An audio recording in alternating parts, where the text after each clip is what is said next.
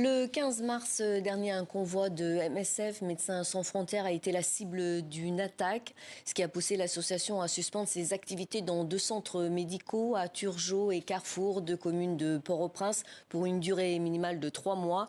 Nous sommes en ligne avec Benoît Vasseur, chef de mission MSF en Haïti. Bonjour.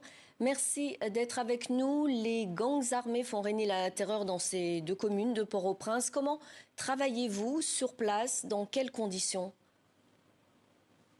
Bonjour Pascal. Bon, dans quelles conditions on travaille? Tout dépend de la zone dans laquelle on se situe et tout dépend des activités des différentes factions qui s'opposent.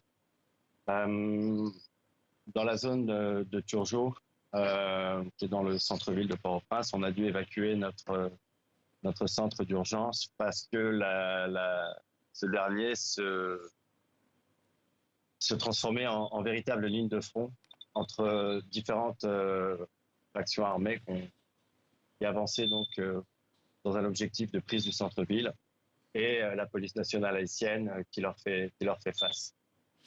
Et aujourd'hui, quels sont les besoins les plus urgents pour la population haïtienne? Les besoins sont urgents à tous les niveaux, je dirais autant urgents que criants. Euh, il y a un seul hôpital purement fonctionnel sur la zone métropolitaine de Port-au-Prince et le reste, ce sont les hôpitaux MSF que nous avons dans différentes parties de la capitale. Malheureusement, nous venons d'en fermer 2 suite à l'attaque qu'a subi un convoi de véhicules ce samedi 15 mars, alors qu'on évacuait justement du centre d'urgence de Turgeot.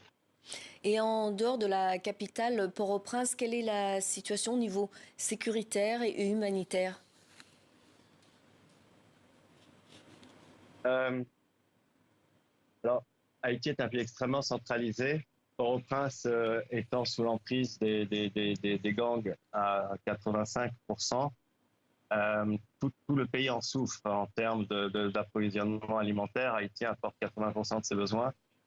Euh, dans un pays dont le noyau est complètement saturé, est complètement encerclé, il est très difficile pour les zones provinciales de s'approvisionner, tout comme il est très difficile pour elles d'écouler leur production.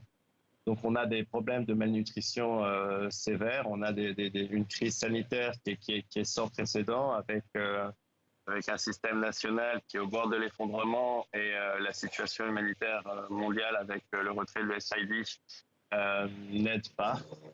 Euh, le fait que nous retirions d'une zone de la capitale n'aide pas non plus. On reste actif dans le sud, on a une maternité là-bas qui demeure fonctionnelle.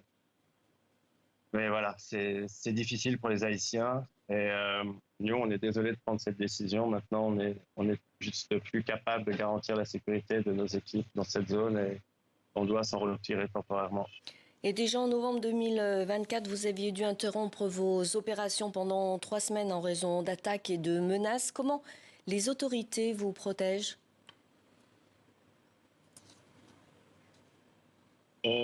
Alors, Médecins sans frontières, nous ne demandons pas la protection des autorités. Nous travaillons dans des zones de conflit et nous basons notre sécurité sur l'acceptation de la population et la tolérance des belligérants. Là, en l'occurrence, les belligérants, ce sont la police nationale haïtienne et les brigades de vigilance d'un côté et les groupes armés, qu'on appelle aussi les gangs, d'un autre côté. Merci. Là, manifestement, si je peux finir, c'est que Oui, je vous en prie. on a été ciblé par l'une des parties et c'est que manifestement notre action n'est plus acceptée. D'où la raison pour laquelle on s'en retire. Merci Benoît Vasseur pour cet entretien. Je rappelle que vous êtes chef de mission MSF en Haïti.